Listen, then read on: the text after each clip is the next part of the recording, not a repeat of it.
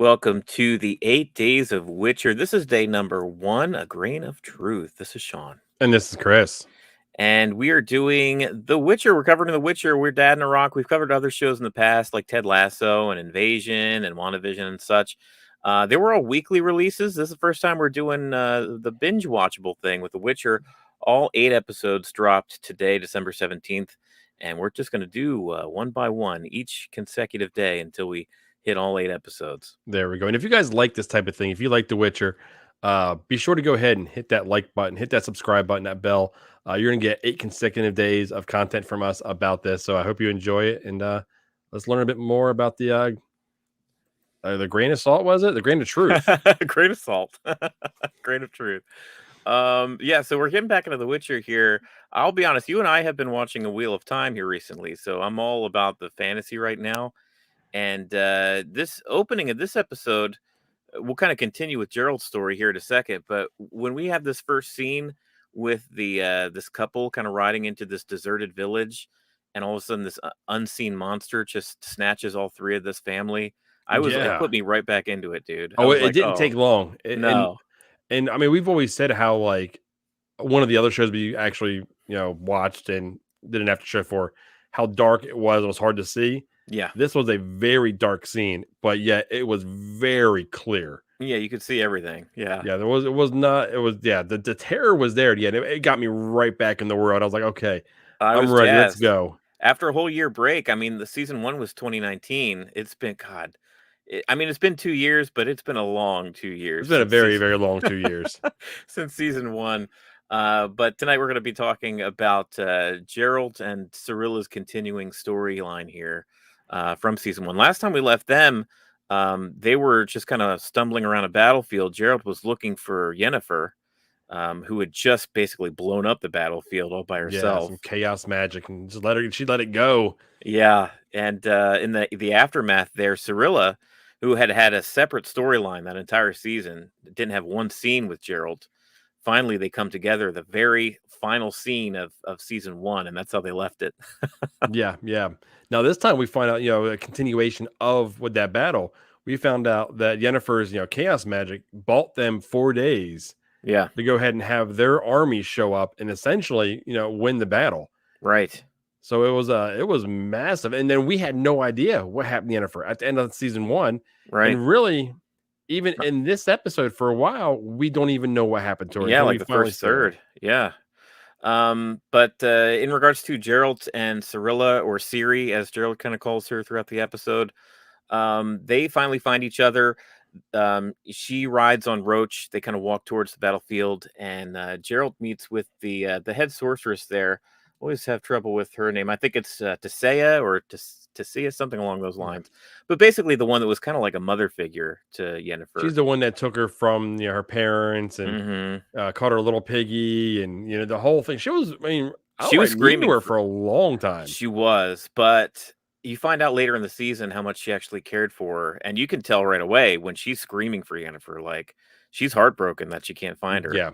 Um, She sees her as a daughter figure. I yeah, feel she saved her from the situation she was in. right. And then, through really, really tough love, almost like the military, she broke her all the way down Yeah, to build her into what she is now. yeah, But yeah, she's and screaming for her.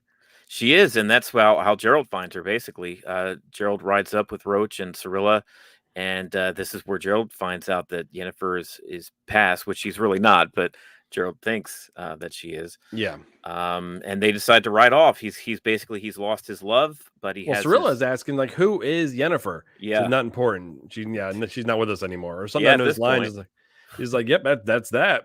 Let's yeah. move on. Let's move on. So they do. They ride off from the battlefield, and at first they don't know where to go. Honestly, it's like where do we go from here? And they're riding and riding along. I think they have their sights set on going to the Witcher's home village, or kind of his home Well, base yeah. for the Well, we Witchers. find out it's in the winter, and all the Witchers go home for the winter to go ahead and heal Yeah, and get their strength back. And then come spring, that's kind of the witching season apparently, right. and it sets them free, and they go ahead and earn some money and set demons back where they came from, and the whole works. I didn't know there was a period of time where they went back and all of them kind of congregated and relaxed, and did their own thing before they went back out. Yeah, that sounds nice. Nice and relaxing compared to their day job, Yeah, trying to fight right. all these scary monsters. But yeah, that's the I mean, that's the hope anyway. That's their initial plan here. But they're riding along. It's nighttime. It's cold. They want to get to shelter, and they come across this village, the same village that we opened up with in the beginning of the episode, and it's deserted. It's spooky. Well, yeah, he There's walks not even up a and dog barking. there was no one standing guard. Yeah, There was no dogs barking. It threw every flag for Gerald. And he's like, you know what? I know someone close by. right. He was like, we're not stepping foot in there. I'm not taking you in there. His whole purpose so far is he is keeping Cirilla safe. Come Yeah, hell or high water, he is not going to let anything happen to her, anyone hurt her. yeah. Well, Which, she's his new purpose, basically. He was, his job and adventures with Yennefer and just kind of bouncing from town to town was what he. But finally, now that their destinies basically are aligned now together, this is where it's at, protecting her. and he's not Um, quite, I can tell he's not quite sure why their destinies are together. But there was a point where he's like, you're very important. yeah, Like he lets her know that you're not just some girl that, he basically claimed through the law of surprise. yeah, exactly. This could be like a really complicated situation where if Gerald was any more of a, he's kind of gruff, he's kind of stoic, he's kind of silent, but at least he has the decency to let her know that she is kind of the master of her own destiny. It's not just that he's destined to her and like her property or something, like it's her life. Yeah. Well, And he they're knows she's strong. She yeah. knows Yeah, there's something there because of how the season one ended with her screaming, and then there's basically a canyon forming and things falling over. right. That's how she got away. Yeah. So she has no idea what's within her. I think he has an idea and he's playing dumb, Hmm. but he doesn't know, I think, the full extent of what her powers are either. Yeah, he may be his purpose may to keep her safe from the world around her, but maybe even to keep her safe from herself from the From time being herself, yeah. until she gets a grasp of what's going on with her. But yeah, they stumble across this village. They head to this castle of this old friend. It used to be a man by the name of Nevellin, but once they ride up, he's attacked by this giant beast with tusks. He literally looks like the beast from Beauty and the Beast. Yeah. I was thinking of a mix between Beauty and the Beast and what's his name? The Warhog from Lion King. Oh yeah, Pumbaa and Beast. Pumbaa. Yeah, Yeah. he was But really dude, nice too. He was like, "Be our guest, man." He was ready to give him food, oh, baths. but when they first walked in the courtyard, Yeah. all of a sudden the Oh boy. windows started shattering, shaking around lights, and all of a sudden the door behind him slams, and then the door busts open. He like charges and tackles him. Right. And as soon as he realized who it was, he's like, "Hey, Gerald, hey, oh, buddy." The interaction between those two at that point, and really throughout the whole episode, Yeah. was great. It was fun. You can feel the levity it brought, but it also, you can feel the tension that was there as well. They both really wanted to trust each other, Yeah. but both of them knew something. They both knew something was off, and neither of them could put a finger on it for a while. Yeah, they weren't telling each other the whole truth, basically, and Yeah, you can kind of find that in how they interact with each other, the dialogue throughout the episode. But essentially, he's very accommodating. They feast. I mean, he has this magic where he's able to just conjure up like food, tables, bathtubs, uh, tables, pretty much darts, anything that just yeah, falls from the knives, sky. yeah. Yeah. So Cirilla's able to rest, get clean, and find a warm bed, eat. And while she's in her room sleeping that night, something skitters across the ceiling, and you find out this guy's not alone. Even though he said he's alone in this big Yeah. castle, like Well, he's he not called it a alone. cat at Yeah, first. right, A cat in the attic. And right. I think Some Gerald was like, cat. yeah, no, we're because he was even came clean at more towards the middle of the scenes. Yeah, He was like, I just need to make sure she's safe. right. And And she I is safe think, here, right? yeah. Well, Yeah. I think even Novell was like referring to him. Like, is she Mm, safe? And he's like, I don't think Gerald was referring to him. He was referring to outside right. type sources because he knew something was up already. Yeah, he did. He basically he went out. He took a small break outside and he stepped around. He went to Roach and you could just tell that Gerald just was feeling a little uneasy with his surroundings. Yeah. He went back though, and after Cirillo went to bed, he and his buddy Novellin, they have a little drinking game, just I guess to pass the time and catch up on things. Oh yeah. Well, it was funny because when he said a drink game, he's like, "Yeah, let's have a game." And he's like, "This, let's throw knives at your dad's head." What? Oh, okay, whatever. I mean, I guess that's something to throw him at. And all of a sudden, he conjures up all these knives that fall out of all the air, and they start chucking knives at this head. And Gerald misses, and then Neville hits, and he keeps spilling and he keeps drinking, and everyone is missing from Gerald, and he knows what's up. Yeah, as a viewer, when you're watching that whole scene, you're just like, "What's going on here? Like, why is Gerald missing his target here each and every Yeah. turn?" You think maybe he's wanting to give Novellin some information or something, but no. At the end of the game, Gerald is onto him where these knives are magic, and basically they're hitting their target every time Novellin throws them, and missing every time Gerald Well, throws he them. pulls one out of his sock and chucks it, and then he wants an answer. He was right on the money there. Yeah, Yeah, he didn't miss. I think he would have been like, Robin Hood splitting a knife every time if it wasn't for, exactly. the magic, having him, bump off. But it was But one more instance of Gerald being like, what is Nivellen hiding from me? Why doesn't he want to tell me the whole truth?" yeah, So exactly. something's going on in this castle for sure. But I mean, like once again, though, the lack of just the comic relief almost. You know what I Hmm. mean? That character, we will never see him again. But it was so fun. I mean, honestly, it's probably one of my favorite characters of the show so far, It even was going back last really season. really memorable. Like you could see the actor's performance. The actor I just found out was on IMDb here was Christopher Hivju. I don't know how to pronounce his last name. He was basically Jon Snow's best friend in Game of Thrones, the big redheaded dude Yeah, that wanted yeah, to get with Brienne Tarth. yeah. That's That was him. You could see it in his eyes and his performance, even though he's behind all that special effects makeup to make him look like but it it was was great fantastic. I performance. mean, the body acting, everything about it was so great. Yeah, And you can feel, and you can, like I said, you can feel the pain behind him because when he even came clean and said, I tried ending it, multiple times, but he wasn't able to. right. So I mean, you can feel that there was pain, a deep seated pain, but you can see, how much of a character he was as well. Yeah. And just a reminder, guys, we are Dad in a Rock. We're going to be doing this each and every day, 8 days in a row here, talking about The Witcher, every episode of season 2. Be sure to like and subscribe if you're watching us on YouTube. It definitely helps out the show. And check out dadinrock.com. There we go. So let's roll on. So we get that interaction, but then we find out that they're truly not alone because Cirilla gets kind of visited in the night when she's having one of her nightmares, one of these these dreams, and I Right. think there's more to these dreams. I think these dreams are her foreshadowing things happening. Yeah. Like she sees it before it happens because she Right. even said when they rode up on the battle that, oh, I've seen this, but she Mm, says they're foggy, they're not really clear.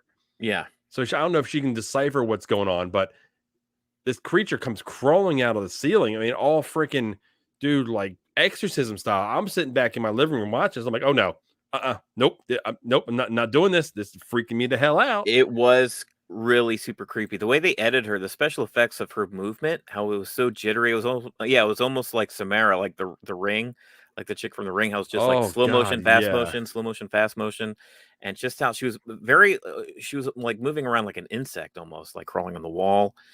And she gets down and she ends up waking up Cirilla. And the interaction is actually I think that was kind of the theme of this episode is that like what are monsters? I mean, people are monsters, yeah, monsters are monsters. This is actually um if her hunger is satiated, she's actually very kind and sweet to Cirilla. Like she was like yeah. Because curious she could have about her tried to and feed on her, but I think she would have been hit by Cirilla. I don't think yeah, she would have. But I kind of have an idea that she knew that Cirilla was powerful, and she didn't want to mess with her either. true. Yeah, Because there was a point in the end. Well, there was a point during their conversation. She mentions, no, monsters like us. Or exactly. at the very end, after a situation happened, she says, he's coming for you next. Right. So I think that's why she didn't mess with her, because she was more powerful than she was. Yeah, so Cirilla gets a basically confirmation of who this other being is in this castle. Meanwhile, Gerald he sneaks past his buddy's room. His buddy's sound asleep by the fireplace in his room. He sneaks out. He checks on Roach, and then he heads to this village nearby, and basically gets confirmation. He kind of deduces with his Witcher skills, detective skills, that what kind of a monster this is. It's one that flies. It freaks him out. He immediately goes back to the castle and wakes Cirilla up, and he's like, "We got to split. We got to get the Yeah. heck out of here." And he says, "Stay with the roach. Yeah, Listen to me. Stay with the roach." yeah. And what does any teenage girl do? She does. Does not stay with a roach. No, well, because he's about to fight this monster, this Bruxa. Turns out he says it's a Bruxa, which is like a vampire type of a demon, kind of like this bat demon thing that also morphs into this human-like Yeah. form. Had this awesome blackbird like echo power where she was able to scream and knock Yeah. Gerald on his butt.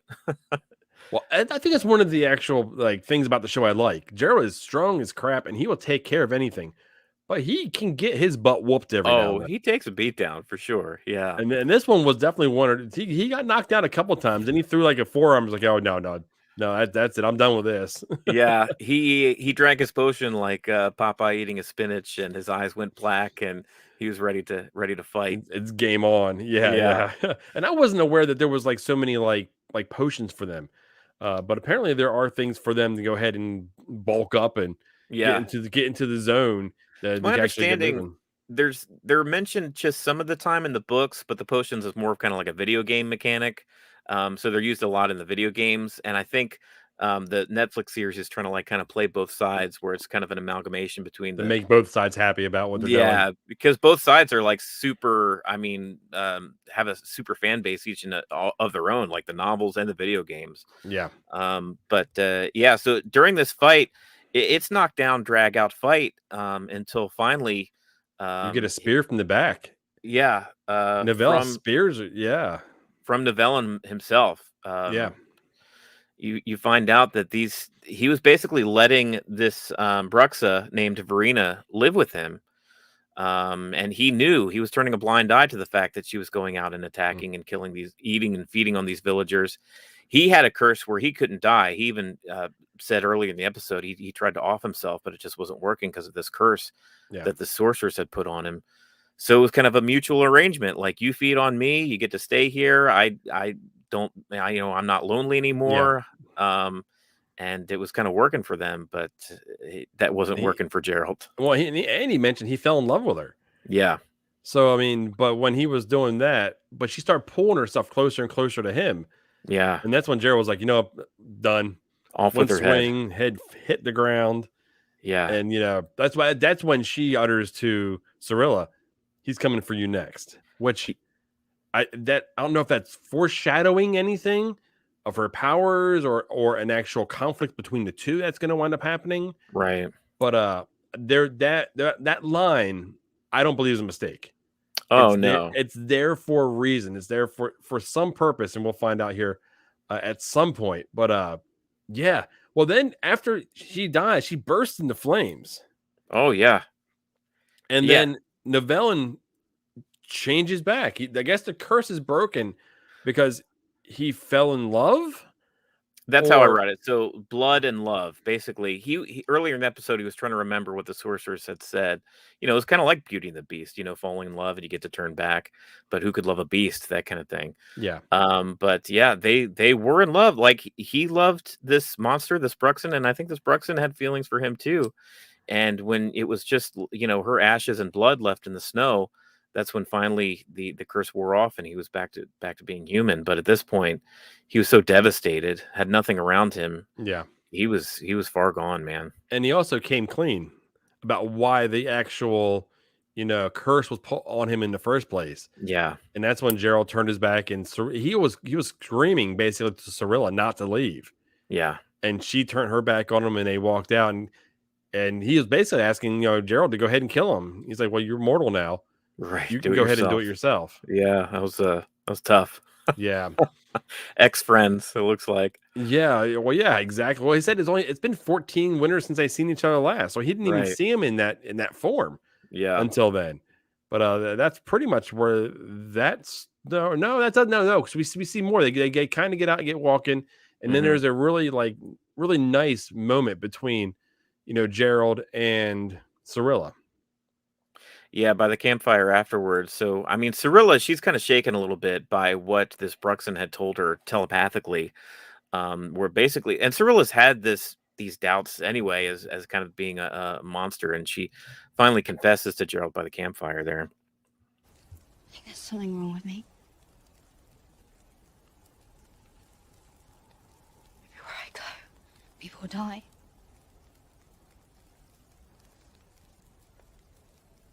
Sometimes I feel like I could burn the whole world.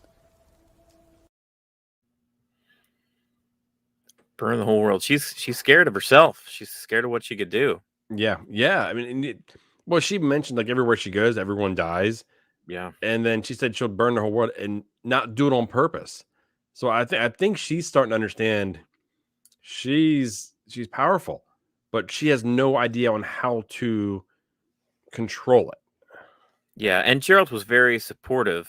This whole episode, he was very supportive. Anytime they were sitting by the campfire and she has bad dreams or whatnot, like he knows exactly what she's going through. Yeah. He's lived a pretty traumatic life himself, so he's there as some pretty good support for her. And he tells her, like, "I'm not going to let anything happen to you. I'm going to be here with Yeah. you every step of the way." So that was a nice way to end. Like these two are together officially. Out of all season last season of having totally separate storylines, it's nice to see these two together and seeing the relationship form. Do you think he's going to turn into a father figure type with her going forward? I think it's going to be like mentor and student. Yeah, I do. Well, that's. I mean, I want to see. I knowing just the shows, I'm ready to see what she can truly do. Yeah, You know what I mean? I want to see the power of Cirilla. I want to know why Nilfgaard is after her. yeah. I'm hoping that we see Yennefer with these two. I'm hoping that it's not something where Yennefer is like separated from both of them all season long, and we don't see them all three get together until the last few Oh, if they episodes. did that and they met up at the last episode, Yeah, that would be like the Witcher MO, just like leaving us wanting wanting more. one Yeah, more. exactly. Yeah, Oh man. So I mean, that's pretty much where that storyline ended up, and I'm loving it. I couldn't wait for this to start. I watched it first thing in the morning. There was not a single like ounce of like regret watching it, waiting for my brain to wake up. yeah, It stuck me right into the world, and I was a go. But guys, like we've said before, we have 8 days of this coming. Obviously, this is day one. Got 7 more after that. If you really like this as much as we do, I mean, we're looking at it from the outside in. If you guys are, big fans of the games or the books, and you know things that we don't know, drop them in the comments. Let us know. We love that stuff. It helps us, and we will respond to every single one that we can possibly respond back to. And thank you for commenting and go back and forth. So if there's more information that we can learn, that's amazing. But that's yeah. that like, subscribe, and that bell. Yeah, so that's going to do it for this episode, this day of The Witcher. We'll continue tomorrow with day number 2. But yeah, be sure to check us out, thatandrock.com. Subscribe and like our YouTube page. And until then, toss a coin to your Witcher.